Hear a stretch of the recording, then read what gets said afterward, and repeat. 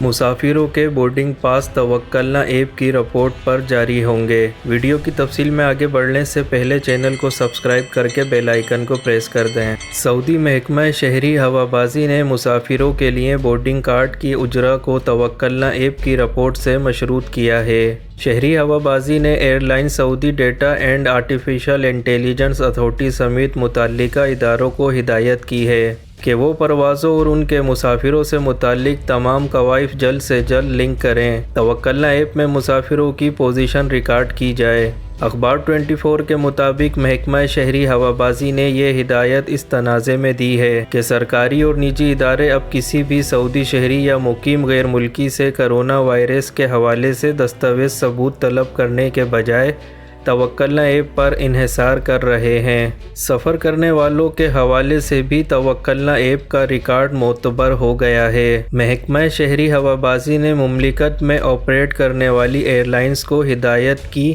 کہ boarding pass صرف ان مسافروں کو جاری کیے جائیں جن کی صحت حالت توکلنا ایپ میں محسن یعنی کرونا وائرس سے محفوظ یا یہ امیدوار کرونا وائرس کا شکار نہیں ہوا ہے۔ یہ تحریر ہوگا۔ یہ ریکارڈ 22 اپریل 2021 سے لیا جائے گا۔ محکمہ شہری ہوابازی نے ایک ہدایت یہ بھی دی ہے کہ سسٹم میں اس طریقہ کار کا اضافہ کیا جائے کہ اگر کوئی مسافر کرونا وائرس سے محفوظ نہ ہو یا وہ کرونا وائرس کا شکار ہو تو ایسی صورت میں اسے SMS کے ذریعے ریزرویشن کی منسوخی سے مطلع کر دیا جائے۔